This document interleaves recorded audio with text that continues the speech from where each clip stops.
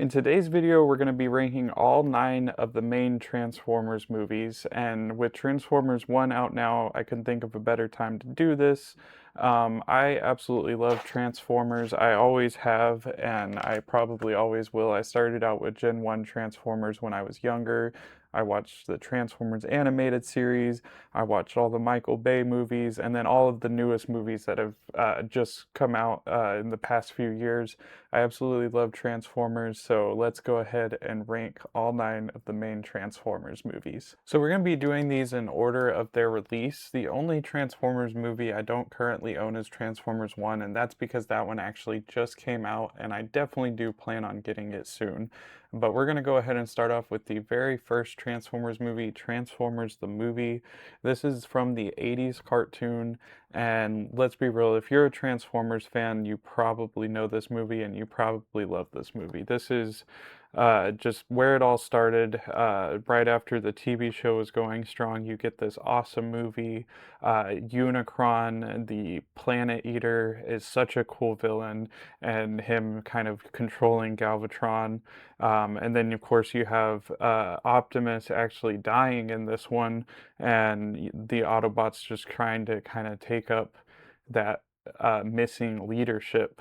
And I think this is a really good movie. I love the soundtrack. It has an awesome 80s soundtrack, and I really like the character Hot Rod. And just the ending of this movie is so epic. And this is definitely gonna go ahead and start us off in going into the best here. This is such a good movie. I can't say enough good things about this. This is definitely one of, if not the best Transformers movie.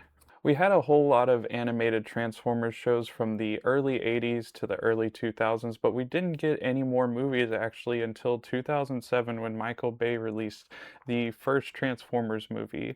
Now, I was pretty young when this came out, and this was actually my introduction to Transformers. So I didn't start watching any of the older shows until after I'd already seen this one. I was probably like, I think I was like 8 years old when this came out, but I remember absolutely loving this movie. It just has such a good style. Like, the CGI for 2007 was actually really, really good in this movie, and the Transformers looked amazing. This first movie, like, while it's not like anything crazy spectacular, it was a really good adaptation of the Transformers series, and you really couldn't ask for much more. Like, just these giant robots on Earth, and they look awesome, the fighting is awesome, the action is awesome. This was just a really good and a really fun movie. And this is definitely one of my favorites, especially of the Michael Bay series. I think this is my favorite Transformers movie that Michael Bay directed, and that's gonna put this one up in the great category for me. So this is gonna be our first great Transformers movie. So it wasn't one of the best, but it was great, and I absolutely loved it. And this is definitely, like I said, the best Transformers movie that's actually directed by Michael Bay. So we started off this tier list with 2 really good movies. Now it's time to get into some of the not so good movies from the Transformers series, and really not many more of the movies coming from the Michael Bay series are really that great. Next up, we're talking about Transformers Revenge of the Fallen. Now, I was still pretty young when this first came out, and I saw it in the theaters so many times, and I did have so much fun with this movie and really enjoy it, especially when I was younger. But this is not a good movie at all. They definitely tried a little too hard with some of the humor in this, and even as a kid, a lot of it didn't really land right. And even going back and watching it now, some of the funniest parts of this movie are actually just Shia LaBeouf's character freaking out. He kind of does this a little into the third movie too, and that's some of the most enjoyable scenes. But this one did still have really great CGI. It had really good action, and I still really enjoy it. But it's definitely not one of the best Transformers movies. It's actually probably one of the worst. But I'm still gonna put this one in the bad but fun category because it's a bad movie, but there's still a lot of fun to be had with this one. And if you can just turn your brain off and just kind of watch the action, it's still a pretty enjoyable movie. One of my favorite scenes from this movie actually is when Optimus is fighting off, I think it's I can't remember the third character, but it was Megatron, Starscream, and maybe Jetfire? No, it wasn't Jetfire because Jetfire comes in later, but he was fighting off the three Decepticons single-handedly trying to protect Sam in the movie. And this was just a really awesome scene and I really enjoyed it. So yeah, this one's gonna go in the bad but fun tier. Next up, we have Transformers Dark of the Moon, and this is the third of the Michael Bay films. And so I think this one is definitely a step up from Transformers Revenge of the Fallen. I do think it was a better movie. I really liked the battlefield of Chicago. I think it was just like really aesthetically pleasing for a Transformers movie. It still had some good action, and it still had some of the really good scenes with Shia LaBeouf just absolutely freaking out, and some of the funnest scenes in this movie, honestly.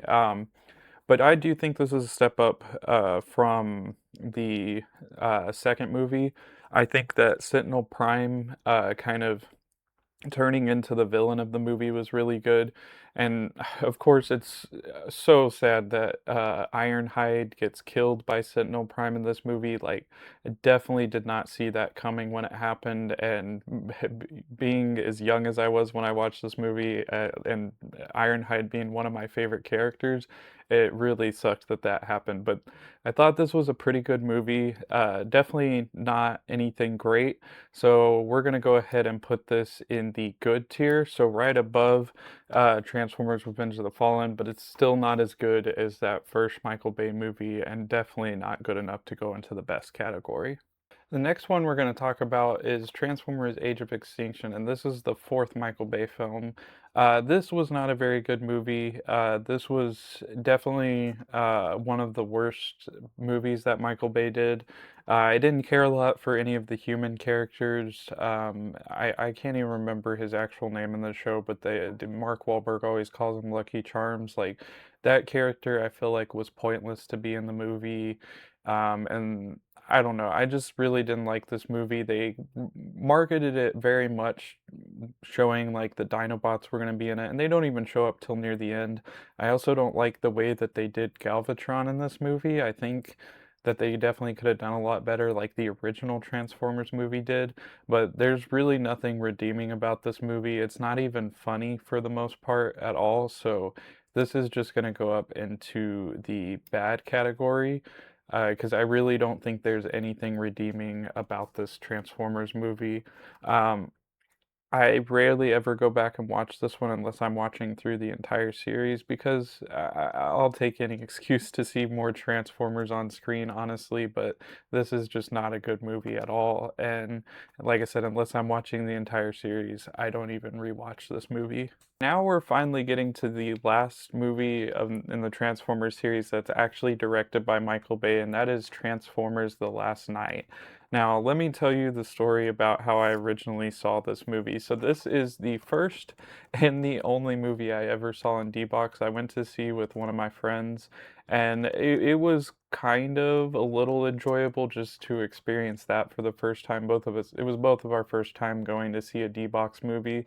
And if you don't know what that is, it's basically like all of the action in the movie, like you have 3D glasses and all of the action in the movie, your chairs actually move with the action. So you're in a Transformers movie, you're just kind of sitting here bouncing around in this chair the entire movie. And this was a very bad movie. I don't know if I'd say it's quite as bad as Age of Extinction because I don't think you can really get much worse than that Transformers movie, but it's definitely not much better, that's for sure. I still don't care about any of the human characters in this. You're just there to see the Transformers, action, and that's about it. Like, it's aesthetically pleasing. Every Transformers movie really has been pretty good with their CGI and making it look cool and having big explosions, especially because that's what Michael Bay is most well known for.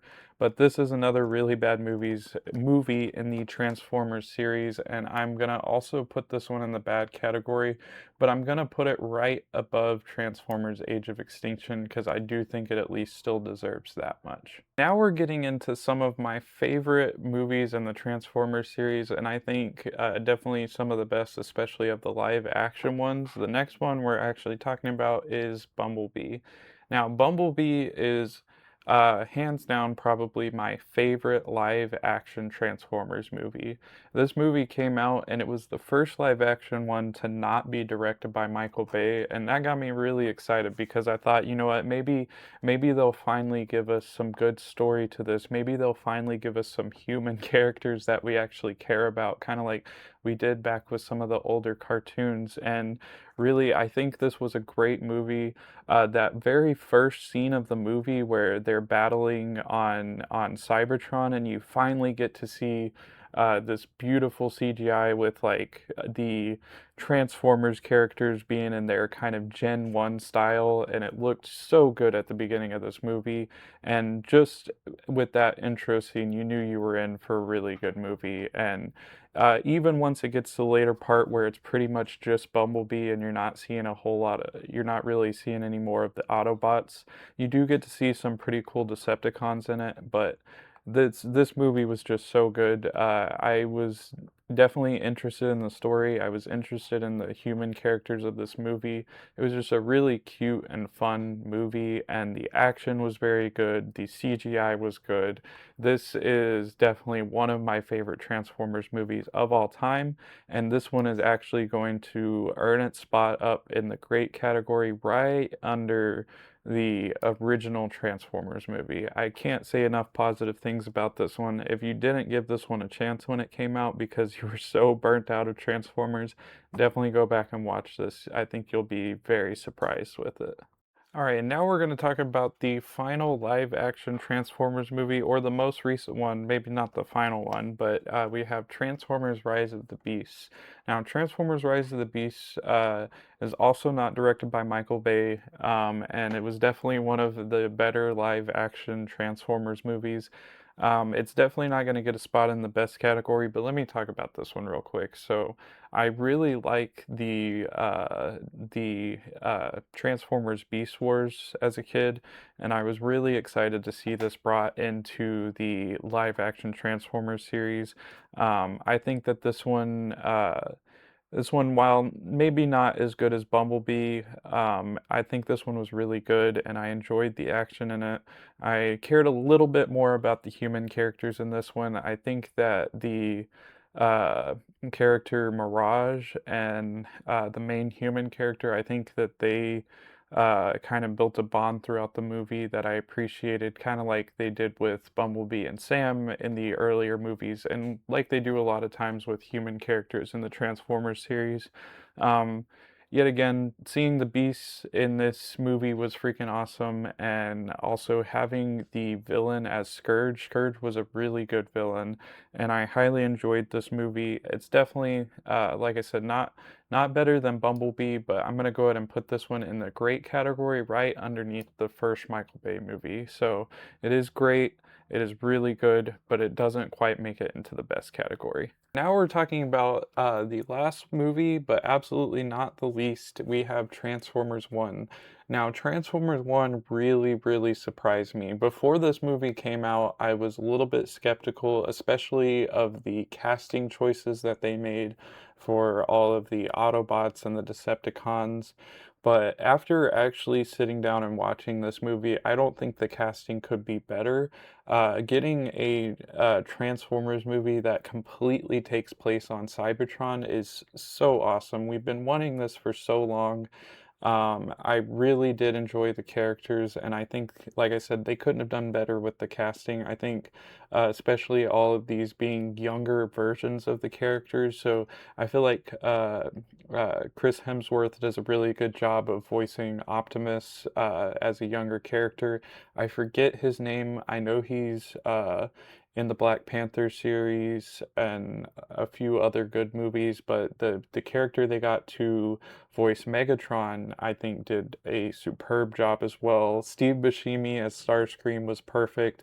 I definitely really enjoyed this movie. Now it is a little bit, it's definitely marketed towards kids, and it's definitely a little goofy at times, and the humor is just I think they could have done a little bit better with it, but I don't think that takes away from this movie at all. I think it was still very funny.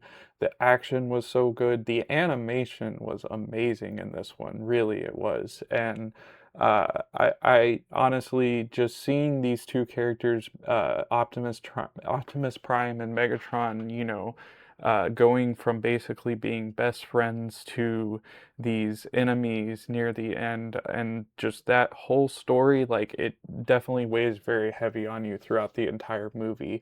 And I just think they knocked it out of the park with this movie, and I actually think that this is the best Transformers movie they have ever made.